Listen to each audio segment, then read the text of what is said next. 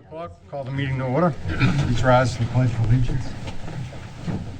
Pledge allegiance to the flag of the United States of America and to the republic for which it stands, one nation, under God, indivisible, with liberty and justice for all. As customary, we'll observe a moment of silence.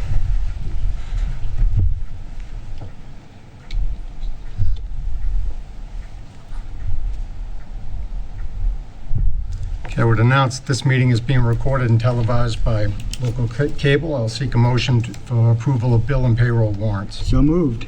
Second. Discussion? All in favor? Aye. Unanimous. I'll seek a motion to accept correspondence in the read file. So moved. Second. Any discussion? Okay, all in favor? Aye. Unanimous. Public forum. If anyone would like to speak about something that is not on the agenda. Seeing none, we'll move on. I'll seek a motion to approve of meeting minutes, open session, October 11th, 2022. So moved. Second. Discussion? All in favor? Unanimous. Okay. We have a couple minutes. Chief Clancy, because we have a couple minutes before executive session, would you give the COVID report, please? Good evening. Just as a follow-up, as we do every week, this week the town had 33 positive cases out of 407 tests performed for an 8.11% positivity. Just to give you a guidance on that, for the last approximately 8 weeks, we've been in the 30 range. We did have a slight decrease last week by 4 cases. Following up, the wastewater testing has started. We've received our first 2 tests back. We've been working with the DPW and the Board of Health. I will forward that information along to you as it comes in. Basically, it's going to help us trend and track.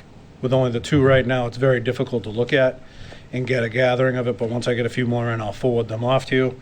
I just want to remind you all that we're hosting 2 more clinics, November 30th, 3 to 7, and December 15th, 9 to 1, here at the Town Hall. The link is available on the town website. And if you need any assistance, please reach out to the COVID coordinator. Thank you. Thank you, Chief.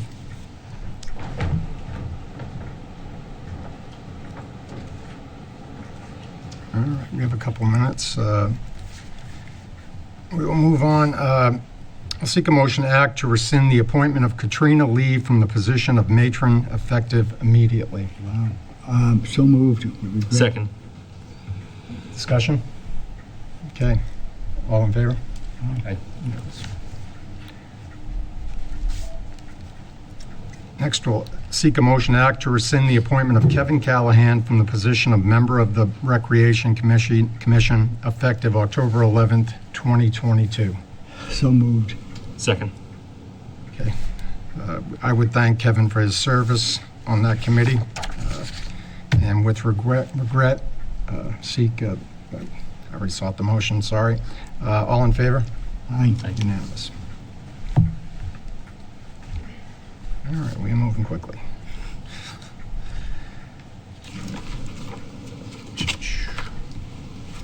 All right, that's about all we're going to be able to get done.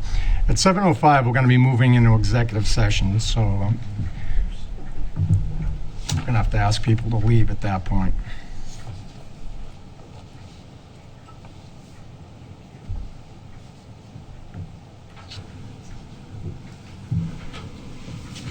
Okay, at 7:05, we'll be moving into executive session pursuant to Mass General Law, Chapter 30A, Section 21A, subsection 1, to discuss the physical condition or mental health rather than the professional competence of a police department employee. So moved. Second. All in favor? Yes. Yes. Yes. And I will vote yes.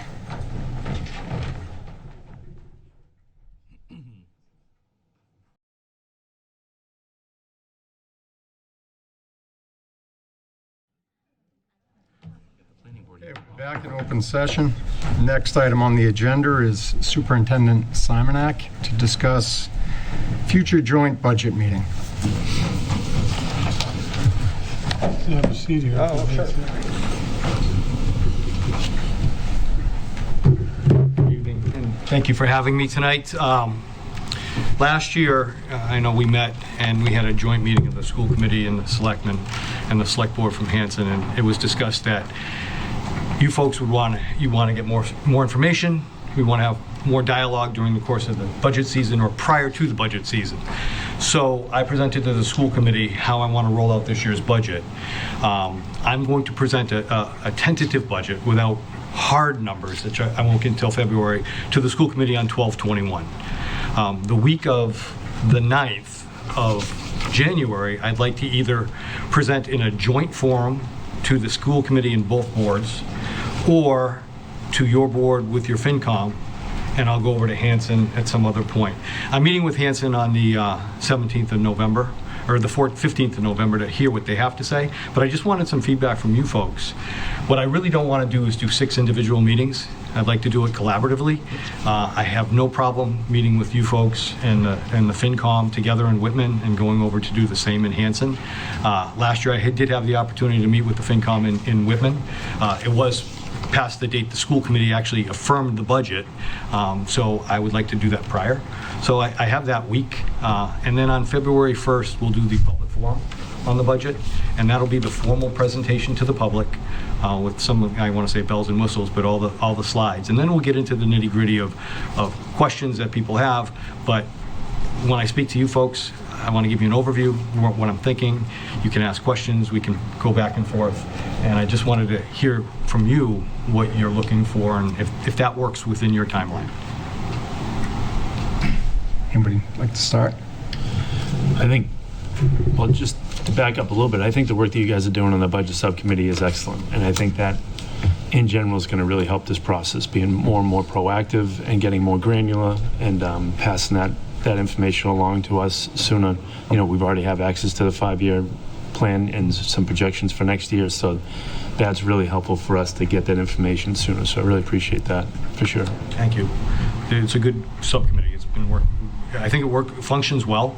People bring up some valid points in that committee, and I think it's giving us a baseline of how we move forward. And I have a thought.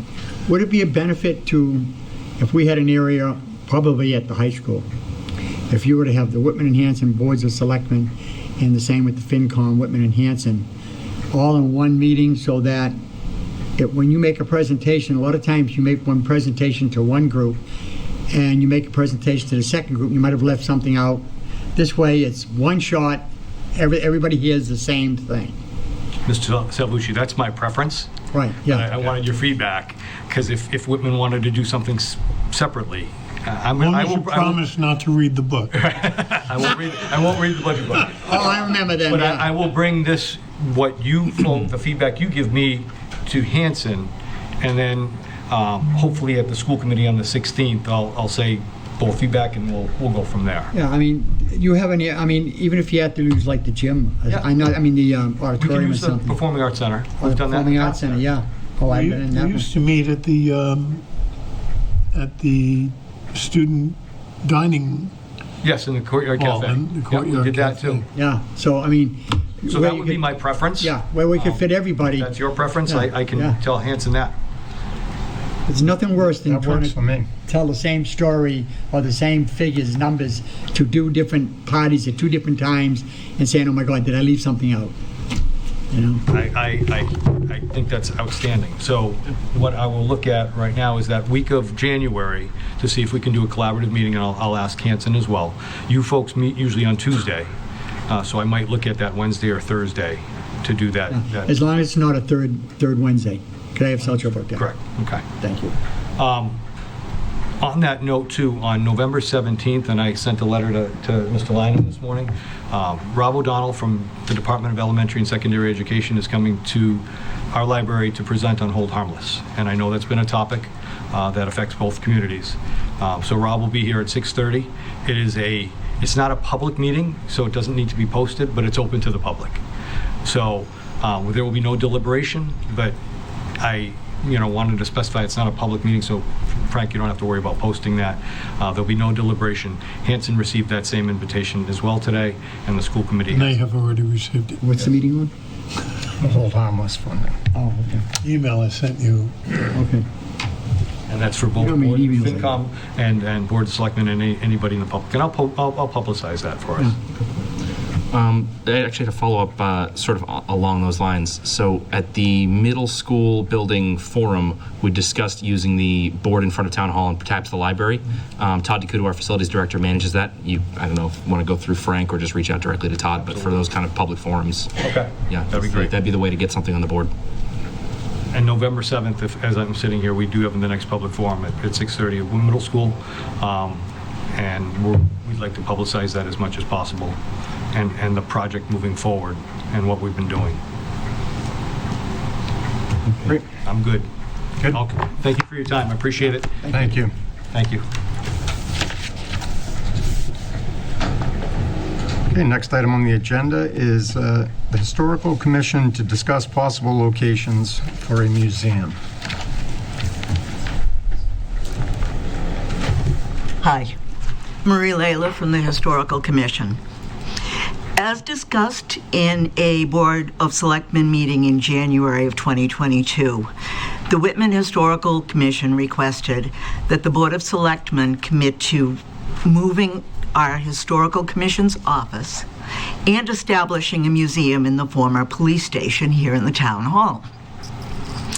The space is ideal given its location in a current town building with handicapped access, but much work would needed to be done before a move of our valuable historical collection could be completed.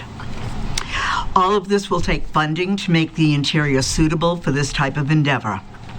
South Shore Regional Vocational Technical High School has already offered their assistance, but again, it will take great commitment of both time and money. As you're aware, we are now at the gateway of requesting funds for the first time through Community Preservation Act. We have applied to the committee to be considered for additional funding above the 10% automatically provided through the program to historical ventures.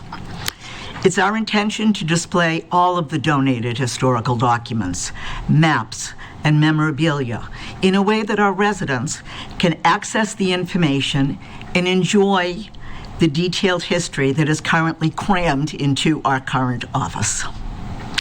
It is also our intention to continue discussions with John Campbell, inviting him to bring his extensive historical museum to this location in the future, when and if he feels ready to do so. Getting a little ahead of ourselves here, we have discussed and feel strongly that if John does move forward to joining us, that we would like to name the museum in his honor, the John Campbell Historical Museum, in recognition of all the extensive work and preservation that John has done of Whitman treasures that he currently displays in the Regal Shoe Building on South Ave. In order to request additional funds each year from CPC, we have to have a sign-off from those who are in charge involved. You guys. So, we need to start by allocating a location for the museum. We have talked to many residents regarding our hope and feel that this location is perfect for many reasons. It's a town building, it's got parking, it's got accessibility. Plus, it has sat empty for many years since the police department moved out. And it's part of Whitman's history. We hope that you will all see the advantage of this endeavor in preserving and sharing all of the historical records and items that have been preserved by many. It is a great opportunity for our residents of all ages to see what Whitman has accomplished throughout the years and see the documents which give in great detail the history of those who have made our town wonderful. Thank you for your consideration and welcome any insights that you may have to help make this endeavor possible. Do you have any questions for me? Mr. Chairman, I actually do. So the last time, I actually don't think you were here for this meeting, but the former town administrator brought it to us in January or February. Correct. I think that what you're discussing. We'd asked for the Historical Commission to come back with an estimated cost for renovating or retrofitting the building. what we would do with existing stuff, because there is a couple of offices, I think some IT equipment, some other odds and ends that the town is using in there, and then where the funding would come from. I Okay. think those were the three big questions that this board had for you. So have you solved Okay, some of well, those? as for the offices, are you speaking of down where Todd's office is? That's the one I can think of, yeah. Okay. We are asking for the old police station square footage. Okay, so To beyond me, Todd's office is sort of in the next part of the building. that. Yes, I am aware that our past town administrator had asked me about funding. As you're aware, the CPA money can be held, and we can save it up. So we did apply for a grant for the museum, hoping that we will start to amass that money and start to be able to put it towards it. I also was asked to contact Bob Curran to give us a walkthrough to discuss cost factors. He had the opportunity to do the walkthrough with us. He was talking about the electrical and what else needed to be done. And when I asked our recent building inspector, he said that wasn't in his job description. So guys, I don't know where to go from there. Do I need to the wording that I put in for the CPA was to look at establishing a Whitman History Museum. And that would include a feasibility study, what it would take to bring that up to cost, etc. Does that answer all the questions, Justin? At least some of them. I know. Okay. And probably 6 weeks after that meeting, Rep. Sullivan had reached out to us for potential things to include in the state budget for projects in Whitman. And I think this was on there. We asked for $90,000. It didn't make the cut, but to help establish sort of the same language you're using. I'm feasibility. currently looking for more grants. There are a lot of grants out there right now. Yeah. And Mass Preservation and Mass Historical are just two of them that at this point I'm looking into. Okay. I did send a quick email to Frank asking about any funds that we could put aside for the matching grant for Mass Historical. So that would be something that we would consider too. When did you send that? Last week. I never got it. All right, and I know our facilities director had walked through there, and we have discovered some challenges down there, Such as? such as asbestos. I thought that, from what I understood from Bob Curran, it was just in the floor. Such as asbestos that needs to be removed. Okay. Okay, we also have Needs to some. be abated, yep. Yep. We also have some disability compliance issues that would have to be rectified because of the steps up and steps down there. What steps up and down? From room to room. From room to room, if you've walked around in there. I did. It's not a level facility. Okay. All right. And I think, if I may, because, I thought that would be a perfect place too until I started walking through it again. I know that I'm thinking it's easy, it's accessible because we have the ramp that goes Yes. into the, right, but that was the rules, the accessibility rules way back when. Now you have Okay. issues with the width of the doors and the steps up, so Yeah, that was basically it. now there's more issues that we'd have to look into. Okay. And until we have somebody that goes through there that thinks it's their job, to actually look at that building, look at that section, say, can we use it or can't we? We won't know. As far as South Tech is concerned, asbestos removal will have to be totally done before they'll step Absolutely. out the building. Yep, I'm aware of that. And help out. And then I'm thinking of the load-bearing walls. We can't. They're all load bearing. They're all load bearing, so we got to be, someone has to go in there that knows what they're doing and look at those and say, yeah, this is going to cost a lot more than what you think it's going to cost to upgrade. Okay, if they're load-bearing walls, why can't we utilize the rooms that we have? So to do a room for the police, a room for the fire, a room for churches, senior citizens, bands. What do you mean? Each room for separate? They could be used for separate areas, yeah. Yeah, I mean, I don't know. I mean, Well, that would be a real challenge with respect to security for the building, because the lower town hall emergency exit goes out that way. Mm-hmm. Yeah, It's currently alarmed. we have pass-through doors that have to be available for people to get through. Okay, The garage takes up a significant portion of that space, and that's a working garage. well, we understood that, and that isn't So part of what we were including. That would be a problem. The other We weren't including problem- it, Frank. Pardon? We weren't even considering including that because we were told that was off limits to us. The other issue was as you come in, and if you envision it, you walk through to what was originally dispatch and then the sergeant's office. It takes a dive about 5 feet. There's a sunken room back there that was the 2 levels of the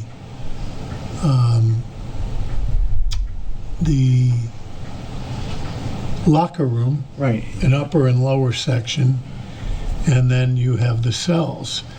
And honestly, the cell area is an area that I think we should be looking very seriously at for use for vault purposes. We have 4 vaults in the town hall, and each of them are terribly undersized. I'm actually surprised we haven't had problems with the state over it.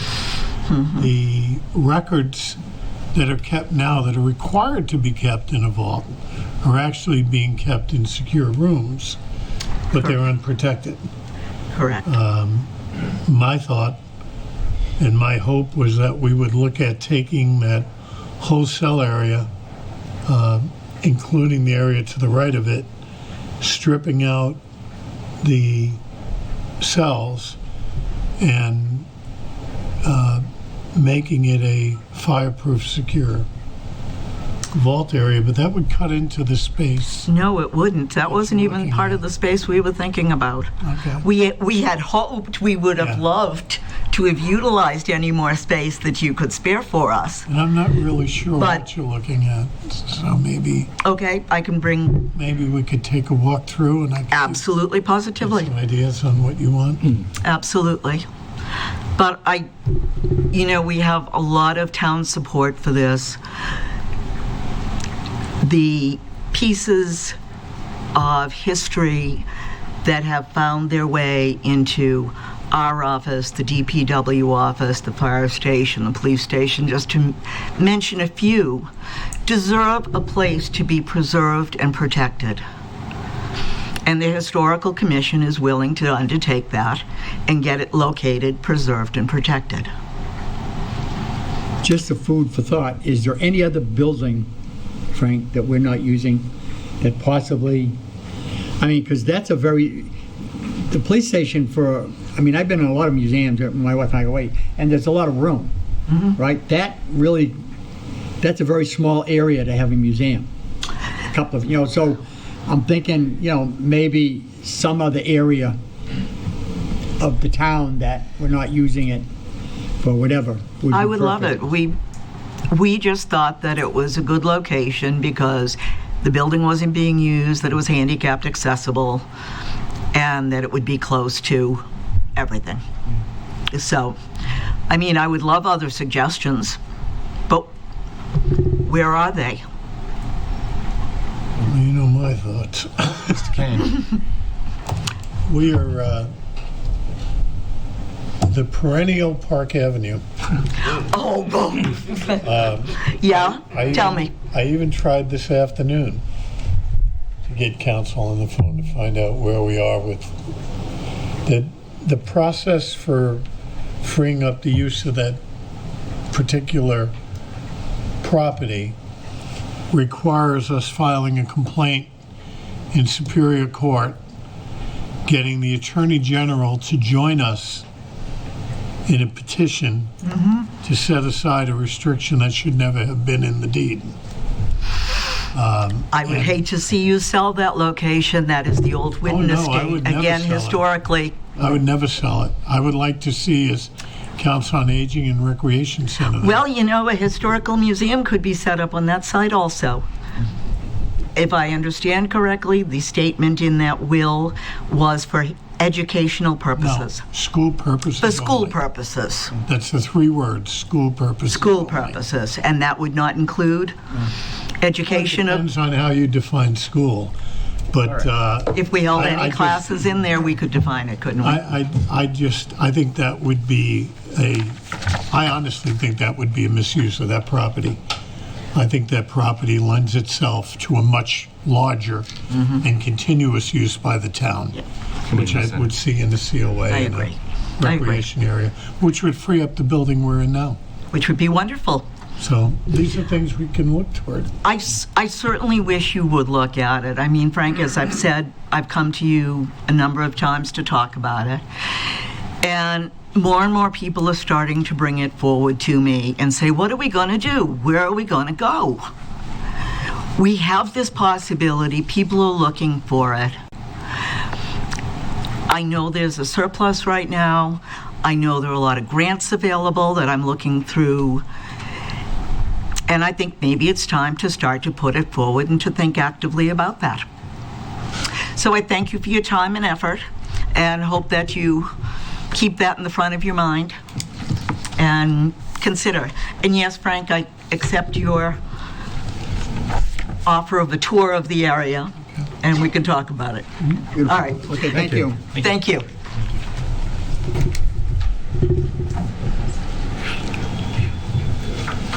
Okay, next item on the agenda is act to declare the following as surplus materials to authorize the CPO to dispose of said surplus by public auction or by other disposal means if there is no value.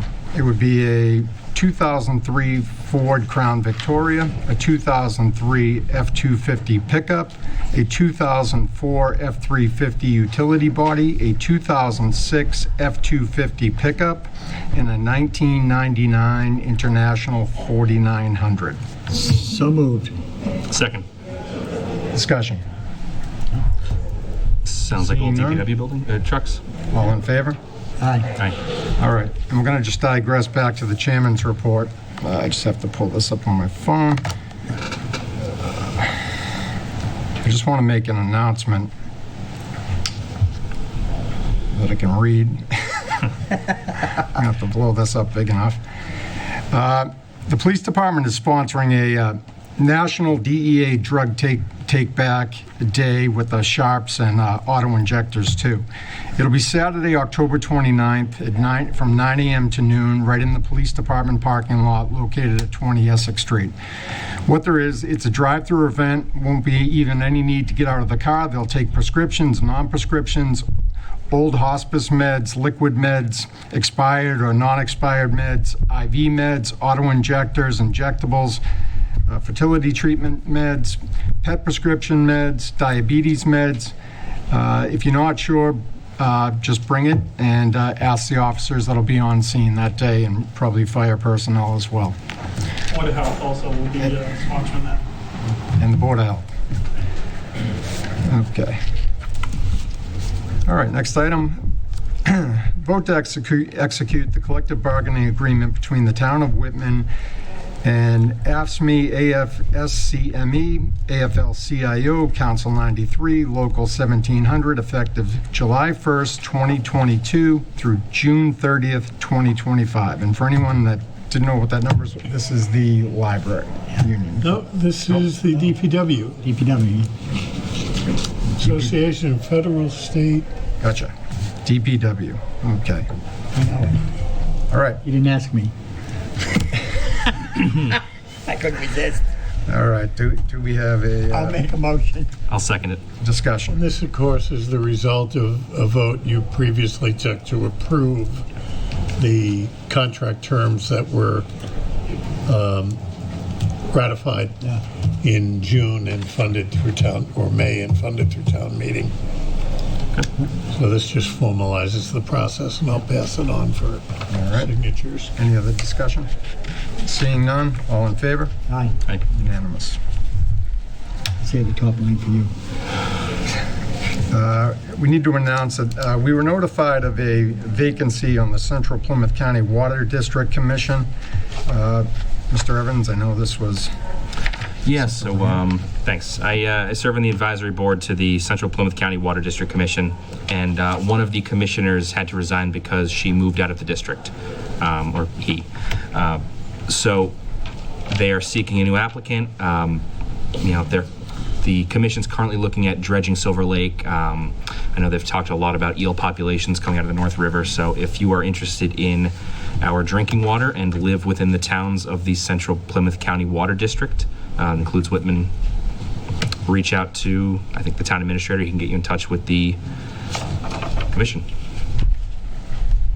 All right. Next item, also from Mr. Evans, National Grid Mass Fleet Advisory Services Program. Thanks. So this one came from Abington Town Manager Scott Lambiase, a former member of this board.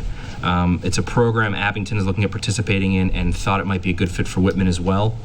The short summary is that a third-party company working with funding from National Grid is offering to do fleet advisory services for public entities, so towns, school districts, community colleges, that kind of thing.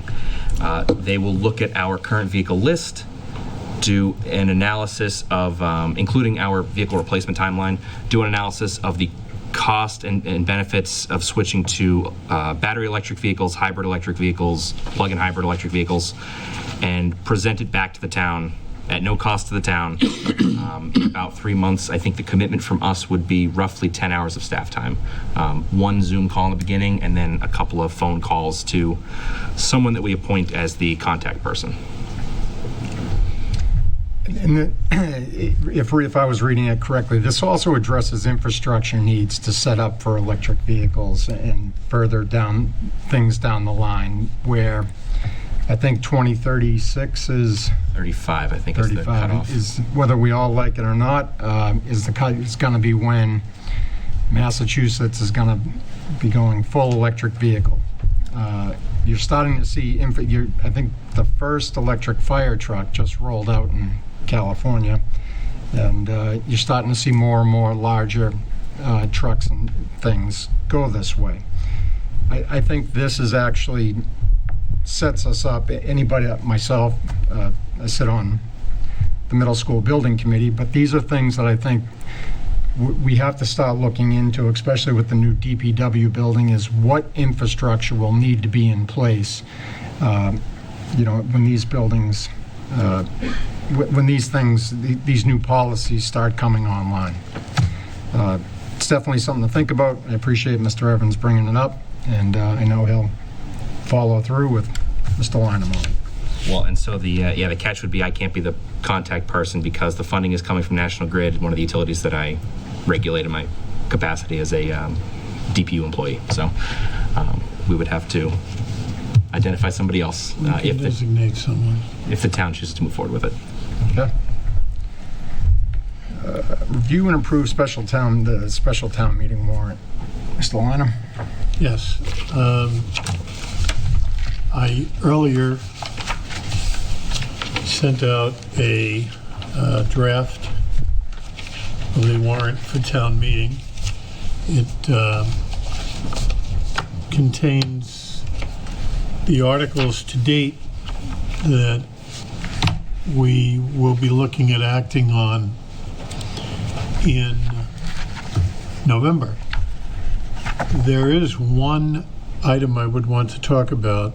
There is a article that addresses shortfalls in budgets for fiscal year '23. And there's a list of budgets and payment amounts that are necessary. However, earlier today, the search committee for a town administrator met, and based on our responses and what we're seeing, we have come to the conclusion that if we're going to attract a qualified administrator, we're going to have to consider increasing the amount of money that we have budgeted. We're at 150 and change, and it is the recommendation of the committee that the selectmen consider increasing that ceiling to $160,000. It would require an additional $10,000 transfer at the November 14th town meeting. I don't make this recommendation lightly. It's certainly a far cry from what we've seen in the past, but the reality is the market has gone crazy. They've had a huge number of retirements and people who have left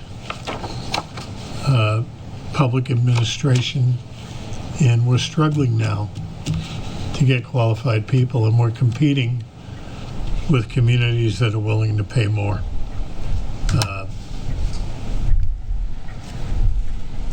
So it is with the recommendation of the committee that I ask the board to consider adding to Article 14, line item 2, Selectmen and Town Administrator, an additional $10,000. I'll make that motion. I'll second it. Discussion. It is what it is. The special town meeting is the appropriate time to ask Right. for more money for this position, so I think the timing is right. It is what it is. Any further discussion? Now, I'm sorry, go ahead, Sean. I definitely have reservations about it. I feel like I would respect the recommendation of the committee, but given the other components of the budget that we've been working on, it's not an easy recommendation to just swallow. So I feel like I agree. it's not an easy decision. You know, we have to think carefully about these things because, for obvious reasons, it's going to have multiple effects throughout the budget. It is important, I think, that we hire the right person for that role. I guess just learning about this now, I feel like I'd like a little bit more time to process it, but you want to vote tonight? No, I am recommending that it be added to the warrant that will have to be signed within the next week or so. I think by Monday, right? It has to be posted by October 31st. Yeah, Monday. Well, my thought on it is we can increase it to a higher level, but doesn't mean that we can bargain. You know, but at least the money is there, so in case any person that we decide to go with chooses to go the full 160, but maybe we'll be able to, you know, offer 145 to 155 or something like that and see where we go. Do we have any, can you give us some info, how many applicants we've actually seen so far? We have received 14 applications, and we very easily went through and disqualified 9 of them today. By easily, I mean it was a clear decision that there was no merit to considering those persons to recommend for the position due to lack of experience, stability, education, you name it. It's been disappointing. And it isn't for lack of reaching out. We have advertised at ICMA, we've advertised at MMA. I have reached out personally to both Bridgewater and Suffolk University alumni associations because they tend to be the two biggest schools that are turning out MPAs right now. And I'm not looking for somebody in the plan ready to graduate. I'm looking for people who can come in and start working. And I think we had one application from that. So it's been disheartening. I'll acknowledge Mr. Galvin, who is a member of our search committee. Thank you, Mr. Lamattina. John Galvin, High Street, as I am a member of the search committee, and I want to touch on a couple points. First, Mr. Salvucci, that's exactly kind of what we're looking at, to have the flexibility to hopefully get more qualified candidates, not necessarily have to, where we end up with them, but, I kind of disagree with Mr. Lynham. I really only think there's two right now that are even worth considering, and even maybe one that I would even. I thought that was tough. It's just some of the resume. I mean, there are a couple like from Arizona and Kansas, and it's like, really, seriously. I mean, but A long commute. it'd be a very long commute. Yeah. I think one of Mr. Lynham and another member did some research on what town administrators are getting paid, and the average, I think, was around $200,000 in our Well, area. it's close. It's moving up. So where we're at 150 right now, it's, you can see why we're not getting really the kind of people that we're looking for. So I would strongly urge the committee to please consider, giving us at least a little bit of window so that we can get it approved, hopefully get approved by the town at the upcoming special town meeting. Well said. Mr. Kane. I appreciate the feedback, thank you. I think just having done some work on the budget, I know how tight things are. I think that's why I'm certainly positive about this, because it's not an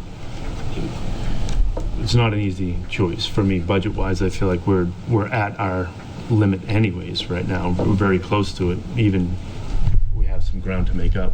So to take this on is just one more thing, and we should be very careful about this. So it's just difficult for me to make a decision on the spot, but I respect your opinion and the feedback from Mr. Galvin. So. And I would just add, what we're doing is we're just setting an upper ceiling. We're not actually negotiating or actually setting a salary. Wiggle room. That being said, giving wiggle room, but Perception is reality. I've yet to see someone come in and think they're just qualified at the base level. Every candidate seems to push that upper limit, so it is out there. But hearing that we are not pulling candidates is kind of disheartening, because it is something we have to move on. Frank's doing us a great favor, but I looking don't forward think to he's looking to going come out of retirement permanently. So we do have a motion and a second. Seeing no more discussion, vote to set the upper limit for Article 14 to $160,000. Special town meeting warrant. All in favor? To add 10 to the article. To add Article 14, setting a limit of $160,000 for a town administrator. All in favor? Aye. Aye.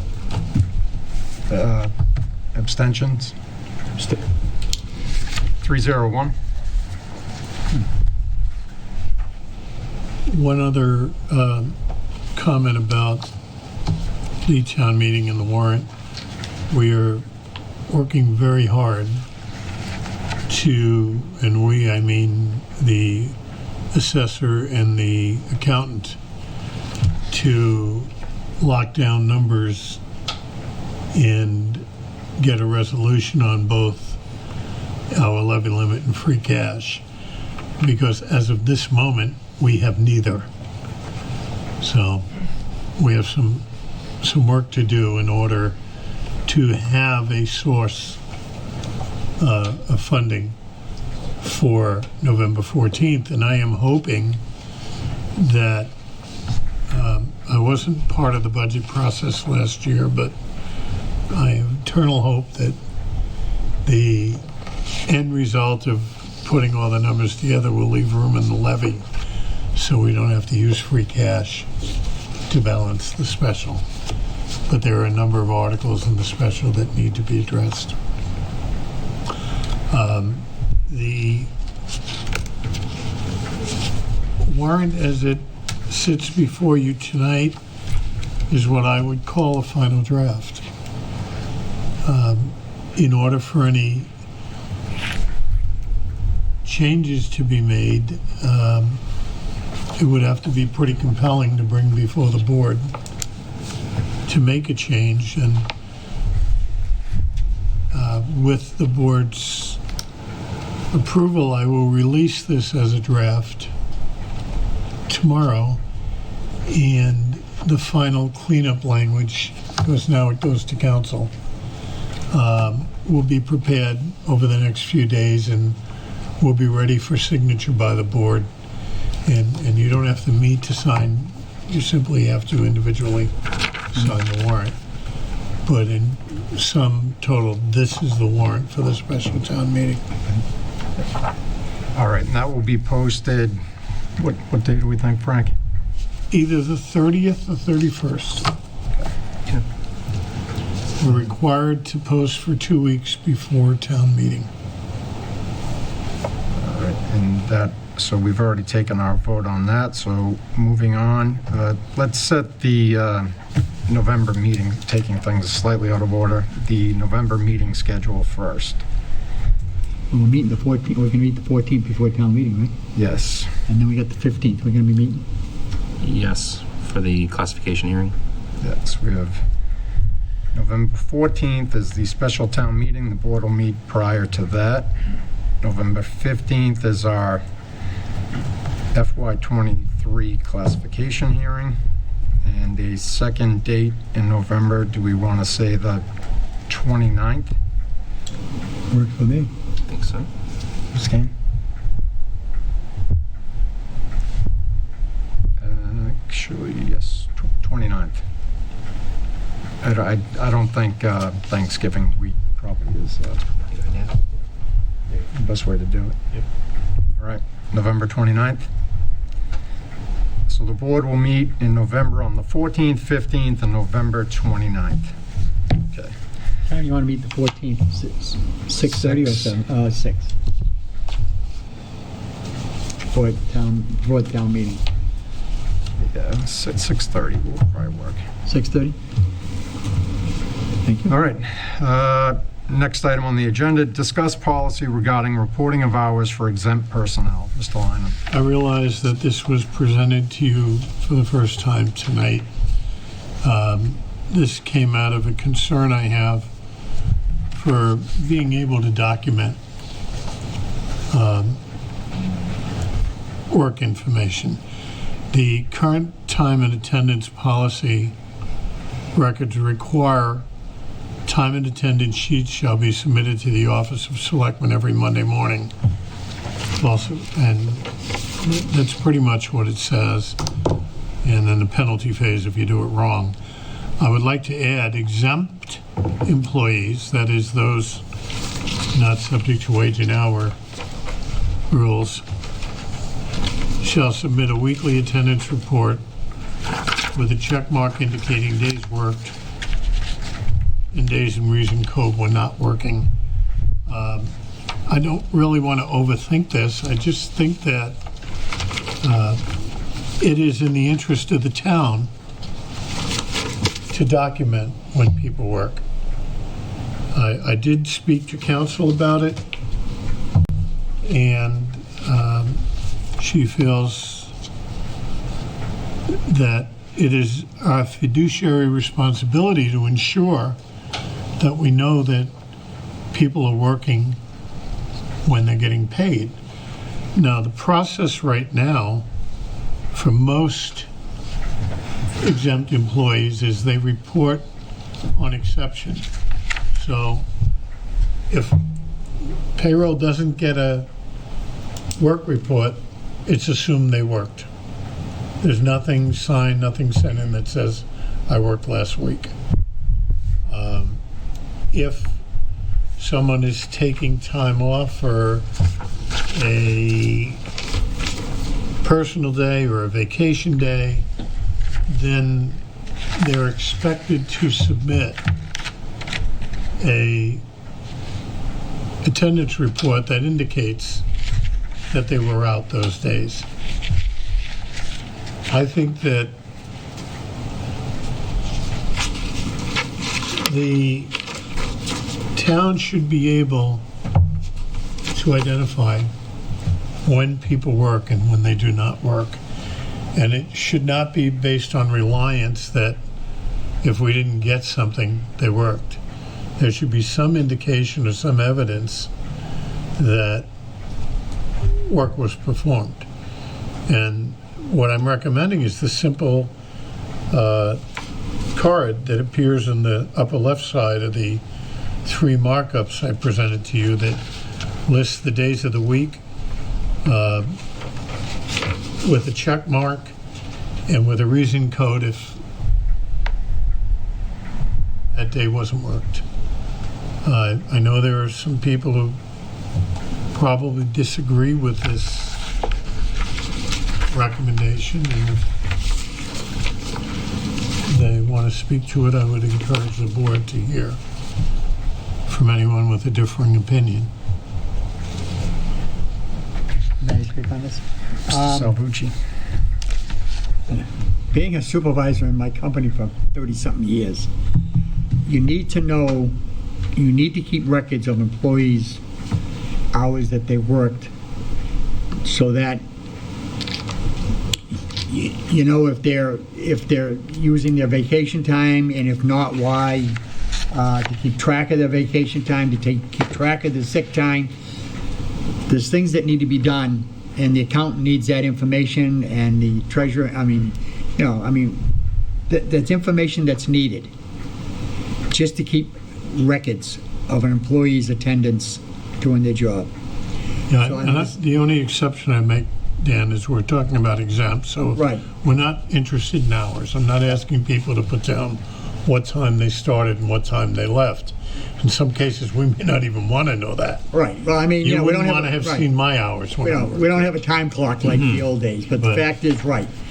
You have to trust people that when they say they're here, they're here. Right. The fact is, but we need to know if they're not here and why.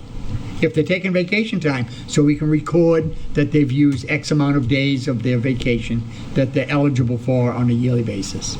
It's that simple.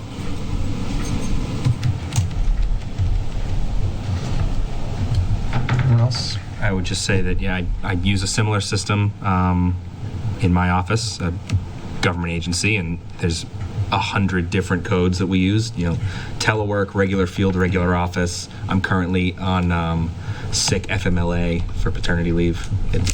Do you have to sign your time? It's an online form, Attendance, but I have it's an to online certify that I Yeah. truthfully entered my time. And then my supervisor has to review it. Josh wants to. Pick your Wherever poison. you're comfortable. Josh McNeil, IT Director for the town of Whitman. Thank you for the opportunity to speak on this topic. For those of you that know me personally and professionally, you know that I'm all about transparency and making sure that everyone has all the information they need in regards to whatever topic we're talking about. I met with Mr. Lynham this morning in relation to this topic. We've had conversations now for probably, I'd say, going on 10 years in relation to this particular topic. And again, from full transparency, I'm all on board with it. I think at this point now, as I'm looking at this, I feel like we're back in first and second grade again. Johnny, you here? I'm here. Katie, you here? I'm here. I mean, if you can't trust your employees to actually report their attendance accordingly, assuming that if you don't get a request for time off, than they're actually present. I think we have much bigger things to worry about in the town of Whitman in relation to the general business that goes on, aside from worrying about someone right now based on a paper form checking off Monday through Friday. And by the way, I get calls Saturday, Sunday, but that wasn't on the form. So if we do go down that line, we're going to have to obviously make some adjustments. I think at this point in time, I'm not sure that everyone has all the information they need to really make a more informed decision. So I'm going to make a motion that you table this, but certainly feel free to continue discussions and get further feedback. I do appreciate Mr. Lynham sitting down with me this morning and going over the topic. And again, we've discussed this for quite a few years now. But I think, based on the facts that, if you can't trust who you hired or who's doing the job, I think that's a completely different issue. I'm certainly open to questions, and we can certainly continue the dialogue. But I would make one exception to that, and I have been in the financial industry for 50 years. Trust but verify is the motto that accountants use when they audit an account. And what I said to Josh earlier today is it's not a question of trust, it's a question of documentation. Record keeping, yeah. Mr. Kane? I can definitely feel both sides of the discussion, but I'm relatively new to this discussion, and I would appreciate more time to process and maybe get a bit more context about it. So. I did have a conversation with Mr. McNeil about this, and I do understand his side. And then I thought about some other exempt personnel we have, mainly in police and fire.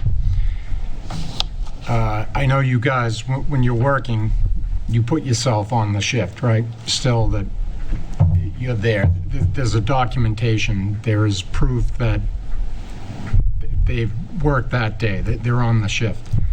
And like Frank said, this isn't about trust. I mean, Josh, this entire board knows what kind of employee you are. It's not about trust. It's about what if something happens and you're getting, the town gets sued. How do we know Josh McNeil was at? Well, because he didn't take any other day.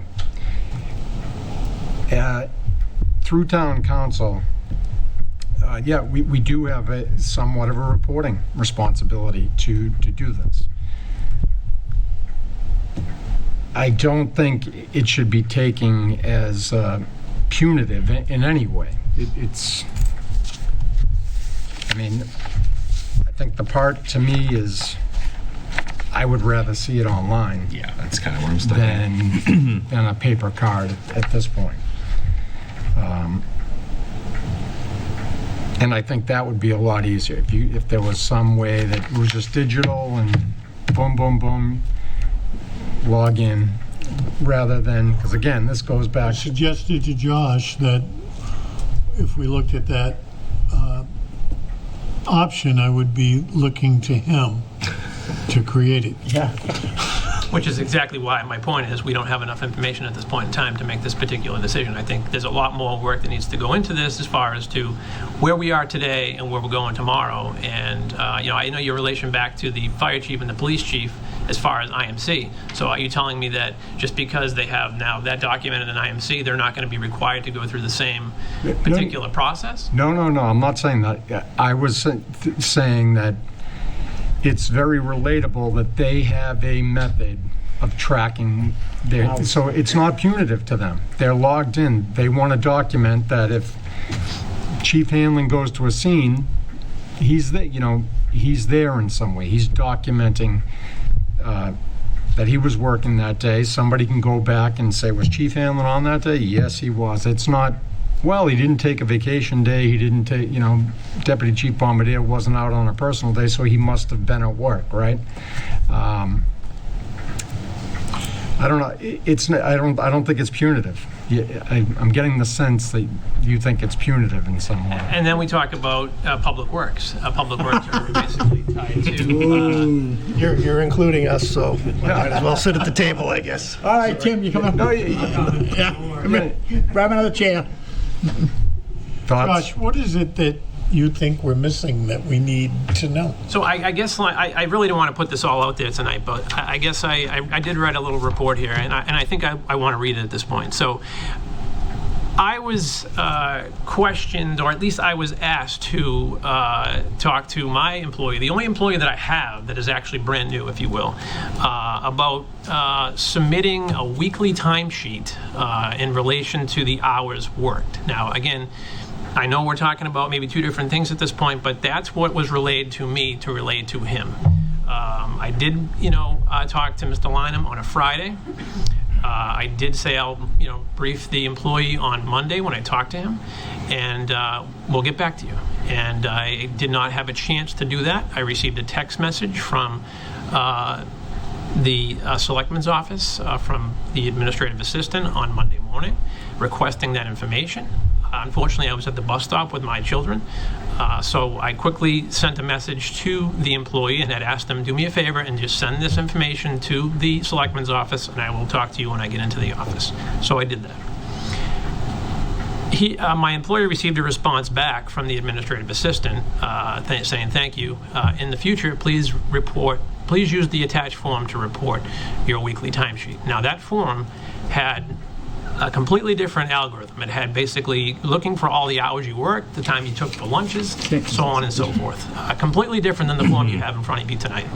And that's why one of the reasons why I'm sitting here talking to you about this. So to go back to the original request, again, it's completely different from the form you have in front of you. So step back another step, and I said, okay, so I'm sort of confused here. I don't know really what's going on, but my employee ended up getting to the point where he was ready to resign. You're asking a salaried employee to report the number of hours he or she worked. I mean, if he's working over 40 hours, and technically if you're asking for his hours, you could have to pay that out, and he's not exempt at that point. So, maybe we're talking about two different things at this point now, but that was one of the reasons why I'm here tonight. I would not have been here if it was a simple form just like you're talking about at your desk, but I still think it's the wrong thing to do because I think it's micromanagement. If you can't trust your employees, it's a problem. Let's talk about the rest of that conversation, because I want you to get the whole picture. First of all... Now I think we're talking about somebody. No, we're not. No, First of all, there are employees in this town who use that form that Lori sent and simply write down their day. They don't put their hours on it. I agree that it should not have been an hourly form, but that's the only form she had to send. You didn't question it. You made an issue out of it. If somebody had called and said, hey, wait a minute, why are we doing this? I would have said to you, no, you don't fill in the start time, the end time, and the lunch time. But I wasn't given that courtesy. So let's get it straight. If you're going to report what happened, report the whole process. It was a miscue. I made it clear to you it was a miscue. And I don't particularly appreciate you're laying this out on Lori as if it was something that was improperly done. I think I directed that this morning when I said when the employee that we're discussing had mentioned that it may have been a miscommunication, but again, that isn't what you just presented. But I was not at that. I was not with him at the time, unfortunately. I was traveling to work at the time, after leaving the bus stop.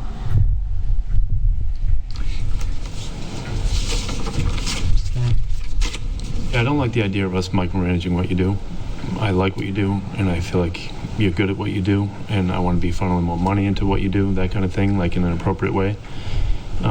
If town council says we should really consider something, that does make me pause, because I think they're on the ball, and we want to be very careful about that. That's kind of where I'm torn, I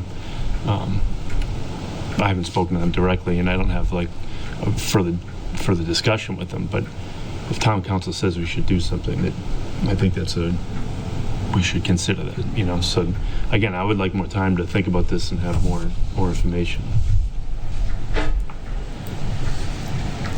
Very simple form to fill out. Yeah. Check I know off you're the saying day and it's you a take a simple form, vacation but day. it's- Huh? Unfortunately, it's a paper-based form at this moment in time, and it's not just a simple 5-minute thing. I mean, you're checking off Monday through Friday, and again, like I said, I get calls on Saturday, I get calls on Sunday. I mean, there's obviously additions we have to make to this. The whole process has to be sort of implemented, and it has to be something that I think really has to, there's a little bit more involved in it. Yeah, I mean, I we're know. scanning paper forms to a copy or emailing, I mean, there's not just a 5-minute process, and again, I know that, but it's something tedious that. you're saying you get called on a set. Is the employee that's upset about it, is they on a salary or hourly basis? Salary. Okay, 40-something years I was on a salary, right? Getting paid for 45 hours a week, working 60 hours a week. That's the way it is. You're in management, or you're on salary. That being said, it's all we're looking for is, check off work. Check off. I took a vacation day on Wednesday. That's it. So we know that you took a vacation day, and if you get 20 vacation days a year, there's one. Now you only get 19 left. How do we keep track of that unless it's recorded? Exactly. So you submit a request for time off, and you assume that the person is here unless otherwise indicated by a time off request form that tells you when the person is taking vacation. A personal day, a sick day, bereavement day, so on and so forth. I guess we're going back to the 30 years ago that we've done a lot of different things, and unfortunately a lot of procedures in this town, as far as the town is concerned, we've changed quite drastically and made them more efficient. Everything that I look at to solve a problem, I look at the most efficient way to get the job done. And this is exactly it. I'm present unless otherwise indicated. So what do we say to the rest of the employees that are filling out this form? Hourly employees are completely different. I'm talking about salary employees, and that's actually a good point that you mentioned, because I asked that question. I sent a message, an email to the administrative assistant, and I said, can you please do me a favor and send me a list of employees, first name, last name, and department. It's all I'm asking for any employees that are exempt and a salary and have submitted timesheets over the last year and a half. I got nothing back. Oh, no, can we do that? Can we give that out? I don't know. Public record. It's an email. Can I chime in here just for a minute? I think probably more to the point, what Josh is trying to say is, aside from salary and filling out timesheets, if he were to fill out a timesheet, if I were to fill out a timesheet, anyone who's salaried, certainly in this room, you're going to get odd times that it's really not practical to do. I mean, we're going to work beyond No one's our asking time. for a timesheet, Tim. No, I understand that, but I think that's the way it came across initially, at least. Well, and that So- was made clear, and I don't know why it's still an issue, but it is. So if we're just checking off a box that we were here today, and that's the 24-hour period, that How do we I know don't if see a you problem took a with sick that. day or you're on a vacation day? How do we know that? So Well, it's I don't recorded. even know if I get a vacation day until the day after, because I can take a vacation day. That doesn't mean I'm on Right, vacation exactly. if something happens. So I get the day after. I look back and say, I didn't need to call anyone yesterday, so that's a vacation day for me. Yeah, no, okay. I send an email to the administrative assistant of the Board of Selectmen anytime that I'm taking time off. So she gets an email basically and says, Laurie, I'm taking next week as a vacation. Please, update my attendance accordingly. I get, thank you, will do. Perfect. What more can you ask for? I'm giving you or telling you or requesting the actual time. So if we do all that, she's going to get 20 phone calls a week? 20 She's going to have to record your time? 20 phone calls a week, I'm confused. Well, I'm just saying, of people that would, Do you you're realize- saying you call her, I'm taking a vacation day tomorrow. And do you So realize- she's got to record it, and you're taking the day off. And is she not doing that now? I guess I'm confused. Is I don't the know. administrative assistant not keeping track of that time now? Yeah. So how is that any different than what she's doing now? It would be less work. It seems to me it'd be less work, but I could be wrong. So what is your, I think she's just juggling. this is not, from what you can see there, this is not a time record. This is an attendance record. Correct, yeah. Why do we have a problem with an attendance record? No, we create them all the time. No time. Right. It's not a timesheet. We're not asking times. We're asking about did you work today? Yep, I worked today. What do you care where it goes after? It doesn't really take much. I don't care where it goes. I'm just saying, in general, it seems like, I know the administrative assistant doesn't have the time of day now, and now you're asking for additional work to be put on the, who's got to go through all this? Doesn't she do payroll on Mondays? And she just gets it and records it? You're not going to have to. I will, potentially, for my employee. Or your employee can fill out his own check mark. I mean, I know, but it's also honestly, somebody for approval, I believe. This is asking for attendance. I'll go with the direction of the board, but I personally think, like with the police department, there is a record that they are there. They log on with the fire department. They're on the roll. We can say they worked that day if something happens. Did the building inspector work today? And like I said, I'm not, Yes. Does anybody know? No. Yes. Yeah, he probably did, but we don't know. So we're trying to establish a basic record system. Granted, we're just seeing it, so. exactly. Yeah, and so that was what I don't think the board typically votes on policies dropped on them at the meeting. Right. Within that meeting, so I think we can probably rethink a paper record and maybe come up with something better. I think it, is probably the direction we want to go, is some kind of an attendance record, and we can do it to try to minimize work on the employees and executive administrative assistant. But I'm sure there is software. yeah, I can show you the one I use. All right, so Anyone else want to speak on it? So what do you want to do? Bring it forward at your next meeting. That's fine. See if you can come up with software, take care of it? no, let's bring it up the next meeting. We should have a full board then. Yeah. And it's not I guess it's just the process that we would vote on, and then the tools can be developed at some point. Does that work for everyone? All It right. was working for us before, so. By the way, you can't make motions.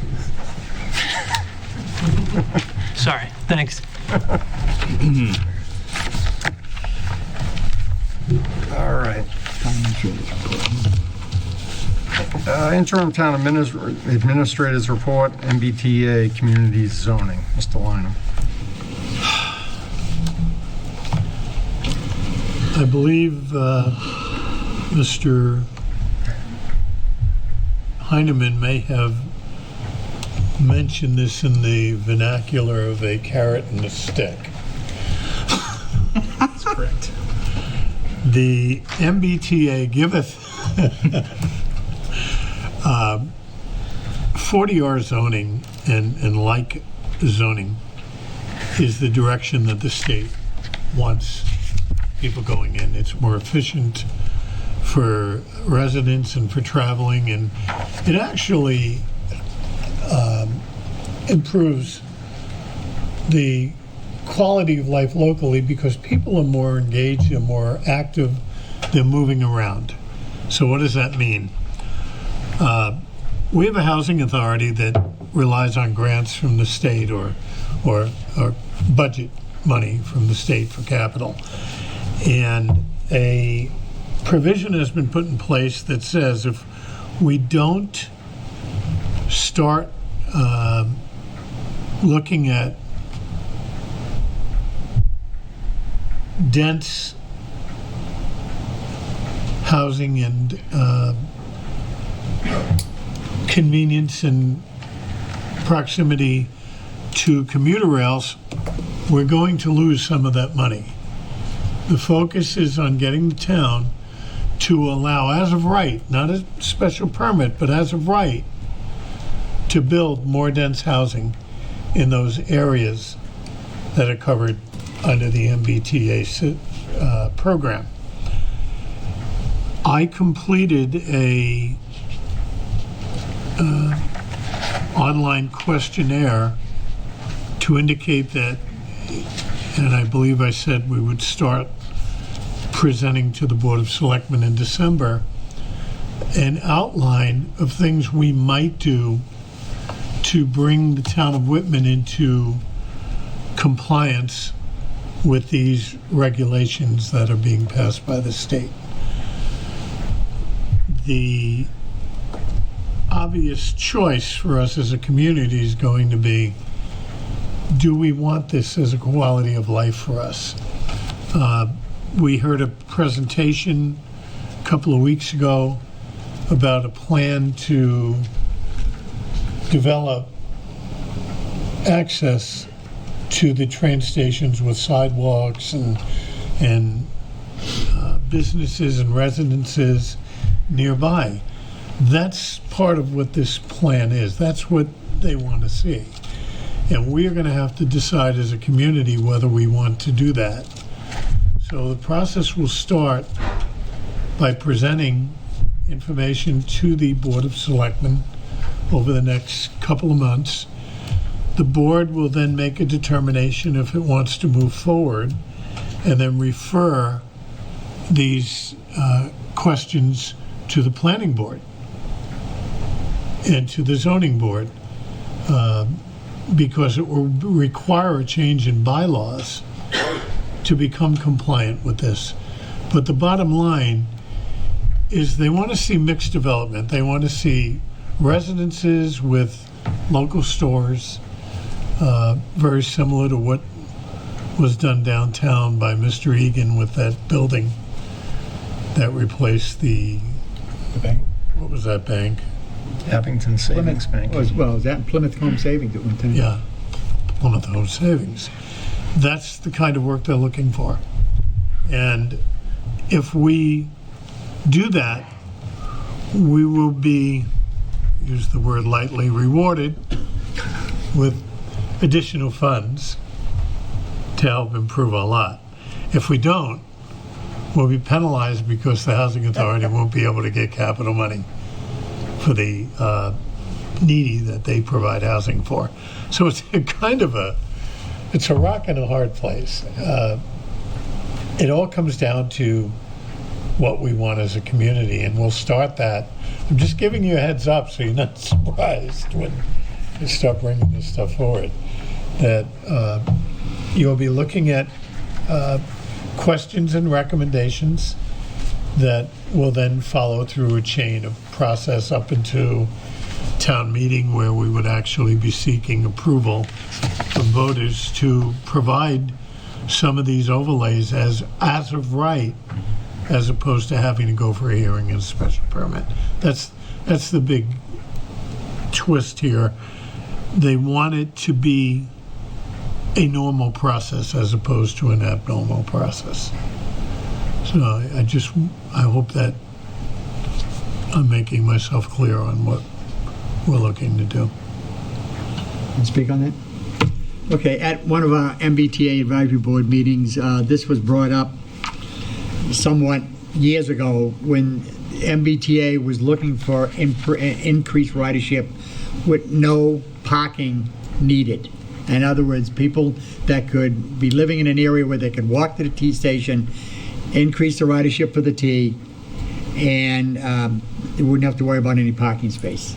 And they were willing to benefit the towns if they started that process, figuring that if they increase the ridership in that area of town, it'll pay for itself.